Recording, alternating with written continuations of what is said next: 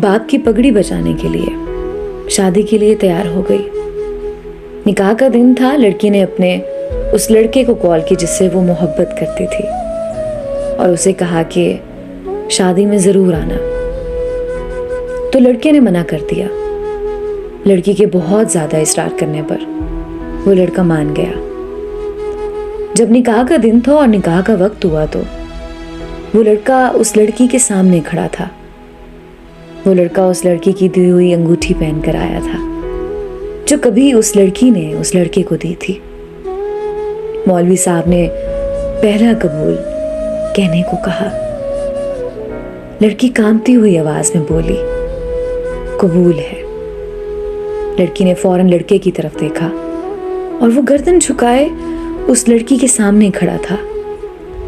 मौलवी साहब ने दूसरा कबूल है कहने को कहा। लड़के ने अंगूठी उतार दी।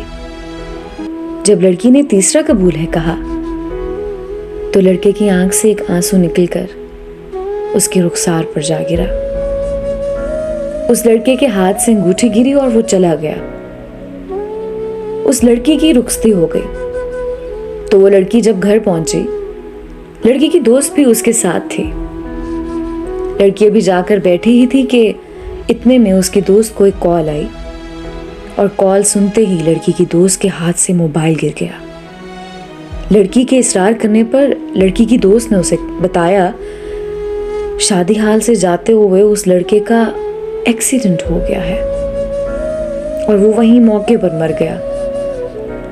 ये अल्फाज सुनने ही थे कि उस लड़की के पांव तले जमीन निकल गई, मानो जैसे लड़की पर आसमान आ गया हो।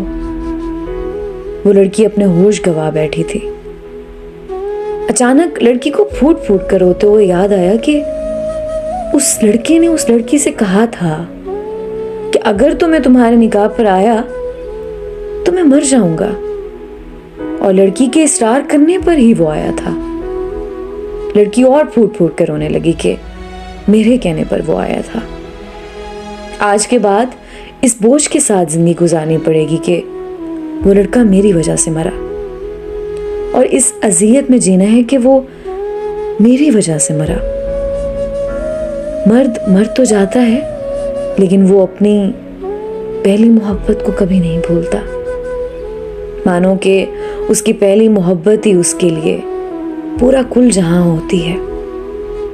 और मर्द जिससे सच्ची मोहब्बत करता है ना, तो उसका कब्र तक साथ देता है।